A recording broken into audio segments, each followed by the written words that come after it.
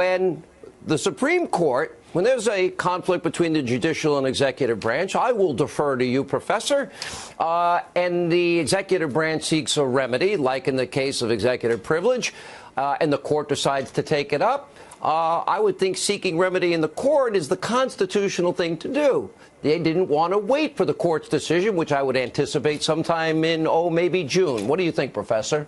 Absolutely right. Checks and balances and separation of powers requires that when the president or anybody in the executive branch is asked to disclose material that might be covered by executive privilege, the executive branch has an obligation to say no to the partisan House of Representatives committee and say, look, if you want to have a subpoena recognized, go to court.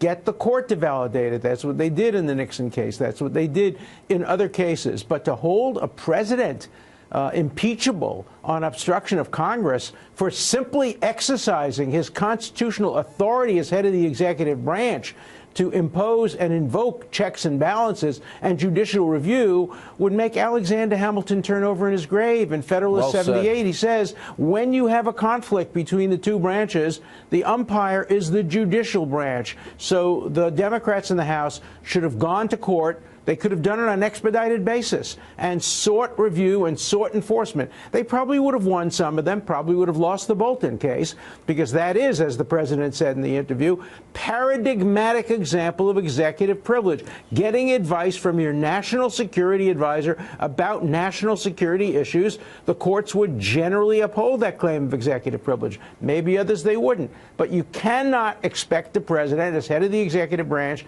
simply to capitulate to a partisan majority on a committee of Congress. Let me ask you, Louis Gohmert, because I read the Constitution, and I'll defer to you and Professor Dershowitz, both lawyers.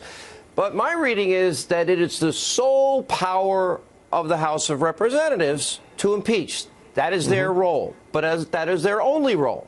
The trial, it is the constitutional role of the U.S. Senate, and it is the Chief Justice that will preside over the hearings. Now, they've impeached this president. They're going to have managers now present their case to the Senate. Okay?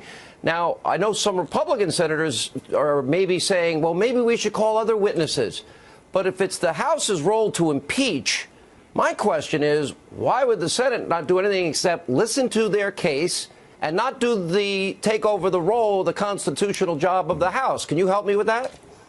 Well, of course you're right about that. And Professor Dershowitz has made it very clear, too, that the only real abuse of power is by the House of Representatives in demanding that the president not to protect executive privilege, and not go to court to get it defined. So, yeah, the House did not do its job on impeachment. There was no high crime. There was no misdemeanor. There was no treason, bribery. They dropped all of those things. So we know, and you and I have talked about it, Sean, when the Democrats are accusing the president or Republicans of doing something, it's exactly what they were doing. It's projecting the abuse of power, the obstruction of Congress. That's exactly what they've been doing.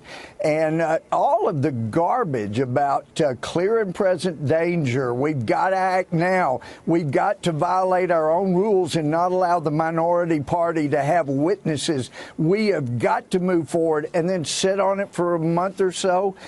That just shows the hypocrisy, and we haven't.